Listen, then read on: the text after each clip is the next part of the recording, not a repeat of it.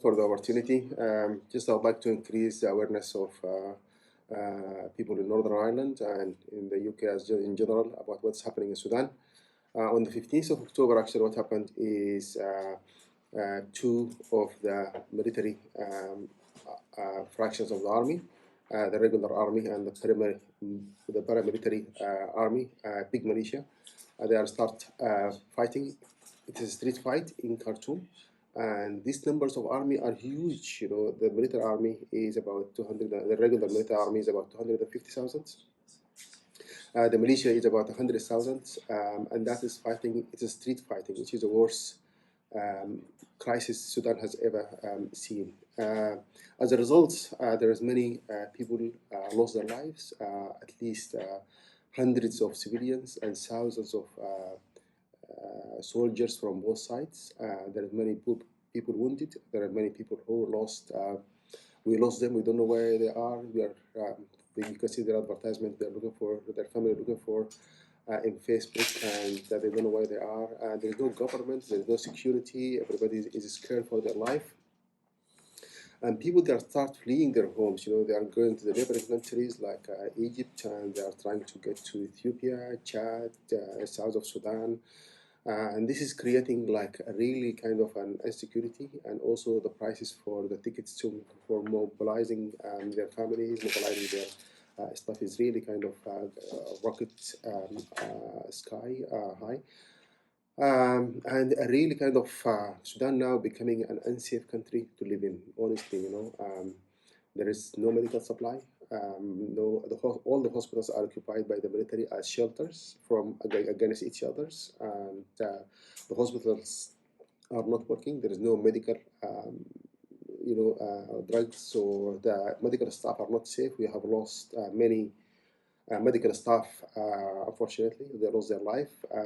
They are not part of this fight. So they are just wanting to do their jobs by going to hospital and help people there, but unfortunately we lost them. At least I know about 4 or 5 or maybe more. We don't know exactly, but this is the numbers has been mentioned in the media, and we know one of them are very eminent doctors. You know, like are highly trained, highly skilled people. They lost their life, unfortunately, and also there is no electricity, as we know. There is no water supply, and Sudan is really becoming unsafe. And I think it is shameful for the world to watch Sudan getting worse like this without doing anything. It's really kind of humanitarian. This is a big humanitarian crisis now in Africa, and the world they should do something about it. You know, they should stop the war immediately. They should also help with humanitarian crisis aids and facilitate people, you know, like safety. And also they should in the future get these people who cause this problem into account.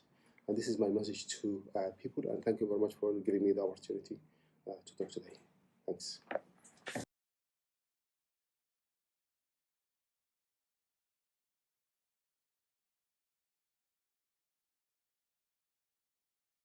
So basically, I'm gonna explain like the background in Sudan and like why the situation in Sudan started. So basically, in 1989, the coup against an elected government took hold of the country, and part of like the radicalization of Sudan. Basically, the army under the dictatorship of like Omar al-Bashir decided to raise a coup against the civilian, and basically Omar al-Bashir, who is wanted already for his war crimes by the ICC, was like against his war crimes in Darfur, basically, and he's basically a war criminal that took over Sudan. And then in 2019, the people that helped him take over Sudan, basically he overthrew them. I mean, they overthrew him, and like basically the RSF started like a coup, which was like met by peaceful protests by the people of Sudan, mainly like the youth, and a lot of like youth like this, and people of the community of Sudan were at the like center or forefront of the protest. And we kept like the protest like very peaceful. Like the protest started in Khartoum, and they were met by violence by the armies and the paramilitary, which is the RSF. And basically a lot of killing and a lot of violence was like happening in Sudan. And like even to this day, like basically we had with Hameti and Hamdok, we basically just like had a what's it called, an agreement that we are gonna have like they're gonna give us the civilians the power to take over Sudan basically. But then in November of 2021, they decided that they were not gonna do that, and like that was met by more protests by like more peaceful protests by people of Sudan, and basically they decided that like even till now, like the RSF and the military, like basically the military in Sudan, they had like a falling out, which is basically what's happening in like the center of Sudan, which is Khartoum, which was what happened in like the airport. Basically, that's when they started the war in Sudan again, and basically it's a proxy war between like the two sides, and a lot of civilians are caught in the middle. And due to these like protests, a lot of stuff is like put on hold essentially in Sudan. Like a lot of like hospitals and people that are really in need, like even kidney hospitals were like gunned down. Like it's like a very like dire situation at the moment. And even like the education, like a lot of youths getting their education was like interrupted.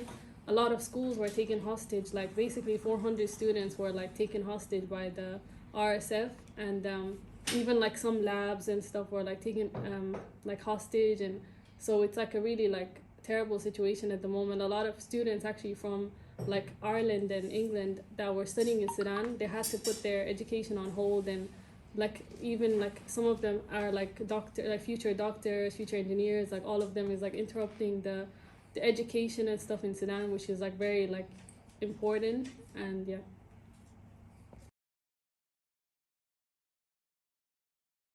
On health or medical services in Sudan. In terms of the hospitals themselves, and I will come to that in a few minutes of details. The hospitals has been used by both sides, claim that the other side took the hospitals to take them as area of protection. The army claimed that the RSF used the hospitals to be their force or base for their forces, and that's why they try to justify the bombardment of these hospitals. As a result, this affects directly the safety of patients, the safety of medical services personnel, including everyone who works there. And as a result, no one is able to reach many of these hospitals for either.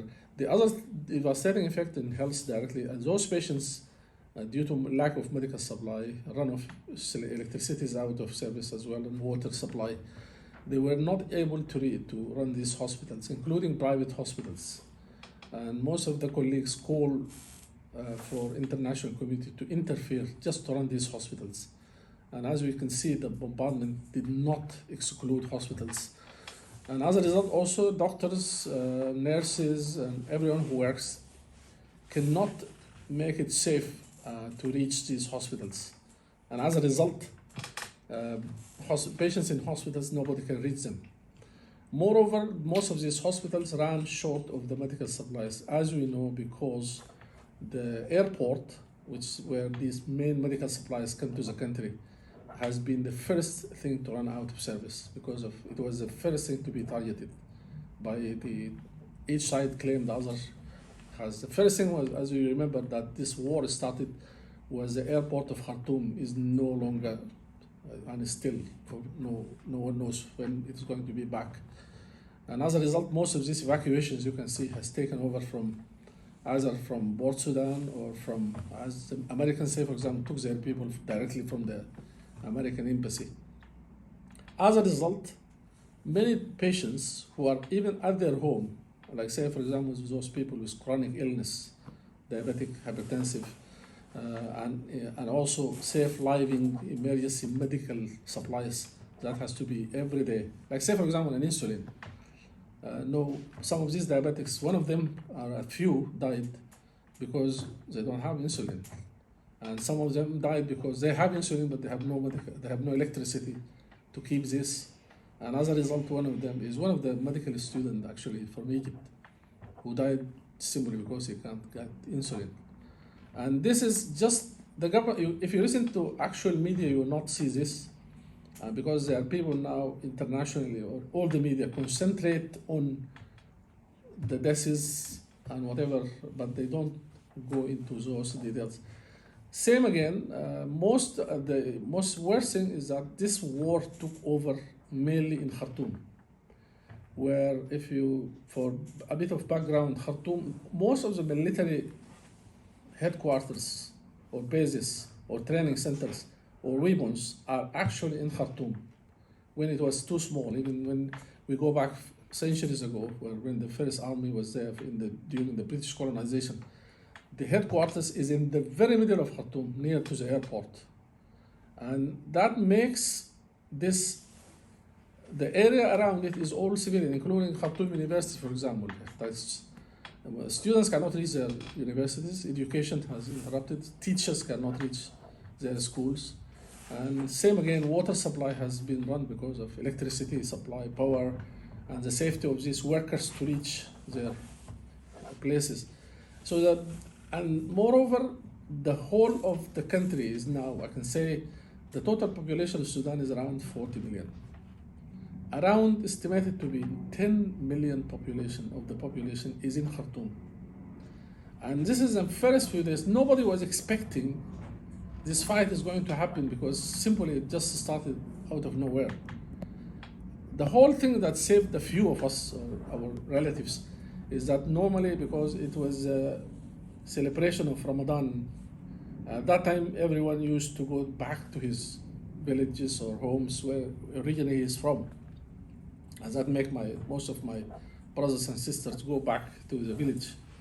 But even though some of them who are late couldn't make it, and they have to, one of my sisters has to leave her home because she's near one of the military areas. She's to leave that place under the bombardment, and she make it. We just on the phone every minute, where did she reach? And sometimes if you lost. The other consequences is that the internet is off service of many times. You don't know what's happening to you. And moreover, as I say, this is leading to the consequences of those people who are actually making their daily life from just selling on the street or shops, or as you can see every single day this war is going on. These people also live their source of income to support their families. It's just about Saudi Arabia, as you can follow, is having efforts to get into putting this war into like ceasefire and something like that. But most importantly, also what Saudi Arabia has done today, which is mentioned in the news, is that the doctors, Sudanese doctors who work in Saudi Arabia, Saudi Arabia has some safe hospitals identified. They are allowed to go and work in those hospitals directly, and the salaries is be sent to them from Saudi Arabia, and whole medical supply. And I would think this is a very good thing for the same to be done by other governments, like medical supplies, which are very immediately needed. Even if we have here doctors' unions in the UK and Ireland are very supportive and very willing to do the same if they given support. And they're completely, in the past we used to collect from doctors, but if you think this is an effort from the governments that give this immediate medical supply, like dialysis centers, most of the dialysis center is now going to completely close soon. So I would think of these governments could give this immediate help, support to doctors, or even give them a chance to go and practice the same, like say, they'd be more helpful to them. And also, of course, there's some other doctors who work in the NHS who has been at the moment also trapped. They cannot make it down here, and just because they are not actually UK citizens yet, but they are NHS, so they are trapped, and I think it's probably part of the effort. They should be allowed to come back, like as NHS staff.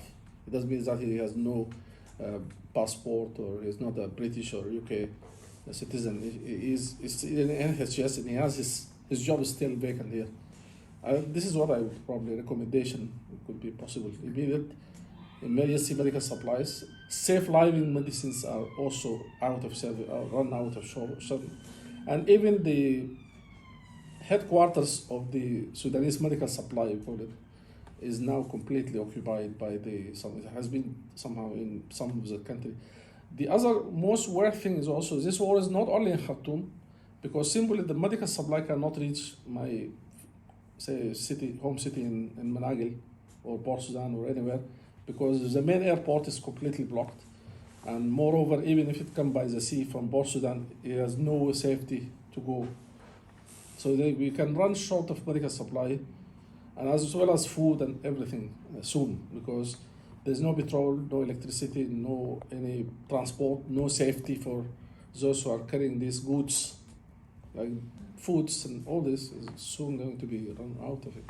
So I think we need an immediate intervention, and moreover efforts on this fighting people. We have no government. It's simply there's no government now. It's just simply an international effort to stop these atrocities, and I think all targeted against normal human being. It doesn't. All I could see the efforts is going on those British Sudanese or those Irish Sudanese or those American, European Sudanese, and completely ignoring those who are on the ground. We are part of this. It doesn't mean that we are here, we are safe. Our emotions and all our thing is just back home. Like my brother, every Sudanese is my brother and sister. It doesn't mean necessarily that he is, even including those who are fighting at the moment. It's just about to stop this crazy war.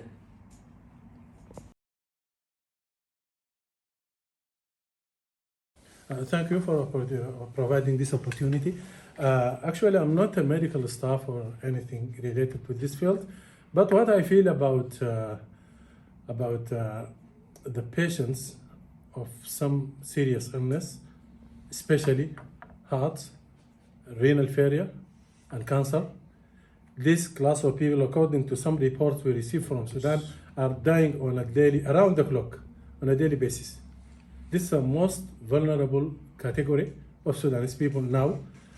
This requires us to say to establish operation theater for providing help to this category by say establishing some hospitals or medical centers to provide the urgent need medical treatment for these people. This one of the initiatives we were discussing and thinking of. Otherwise, we need to bring this whole crisis to a very close end, especially the atrocities of being committed by some people there, including moving people from their houses and occupying these houses. Many cases of rapes. The last tragedy we received this morning, 2 brides taken from their family from a bus who were fleeing the violence in Khartoum to the northern state, taken from the bus, and the rest of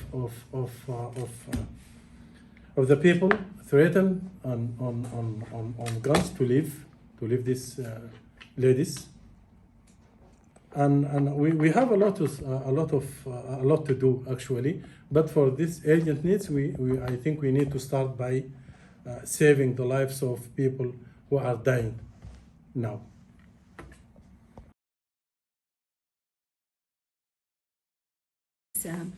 So I have main concerns inside Sudan and outside Sudan. Inside Sudan, I want to call for an immediate stop for the war with immediate effect to save the lives of whoever is left behind. I want the authorities here in Northern Ireland, especially where I live, to call for an immediate help and aid and humanitarian aid to reach the people inside Sudan and those who are in the borders. My call and my request for the government here, for everyone who lives in Northern Ireland who can support us, the Sudanese, because we are not a minority, where our number is increasing and it's expected to increase more. And the number of evacuees that reach now Northern Ireland is increasing and is expected to even double or triple, or like just I need to know what preparation is the government doing for our community. Are they prepared to signpost them to the housing, medical care, social services, to integrate them into community? The mental status of us who are living here for a long time, who took Northern Ireland as our home, who are working tirelessly to make Northern Ireland a better place for everyone. Is there any consideration for our mental health?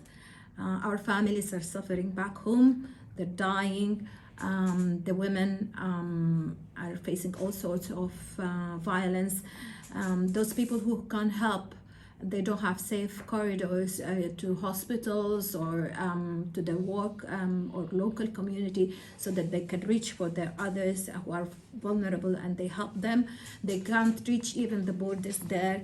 So what sort of support are they going to offer us?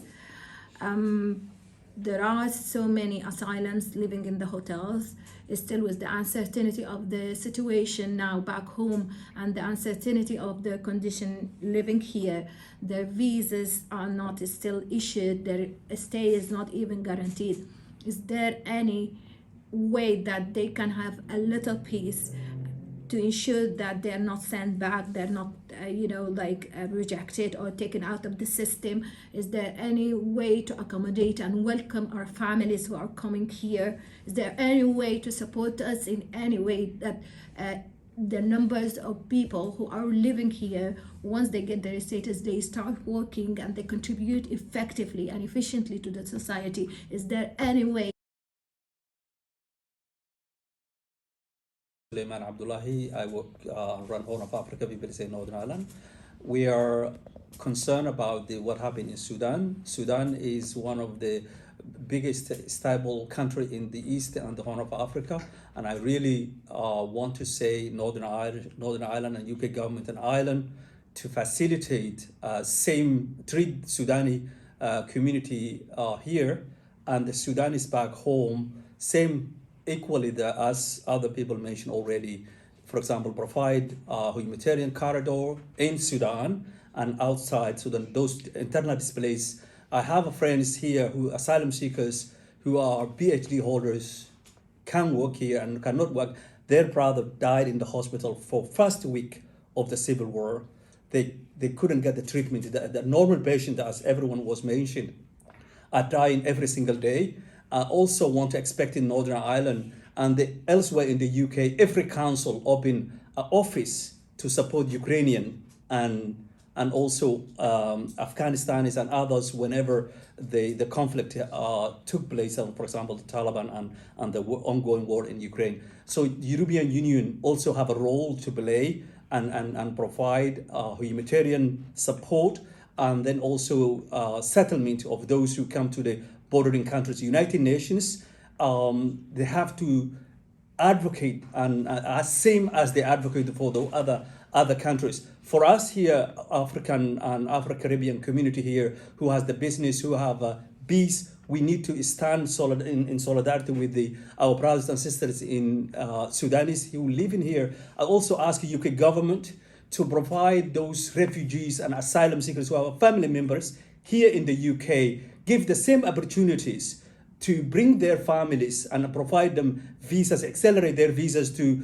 bring, because at the end they will entitle sooner or later to bring their families. So therefore now to prepare. Also Irish government, for example, if those refugees who have the visas, who have already refugee settlement here in Northern Ireland, they have to travel to London to get the visa. So I will ask Irish government to provide a visa in Dublin instead for those who want to meet their families in bordering countries like Chad, Ethiopia and Egypt, instead of going. So that basic small things can help them. And I also want to call aid organizations, it's the Irish Aid Alliance, to work with the Sudani community here in the UK Northern Ireland and Ireland to provide, because of they have expertise and the connections in the country country of origin, and they can also facilitate better, and then the highly professional aid workers. So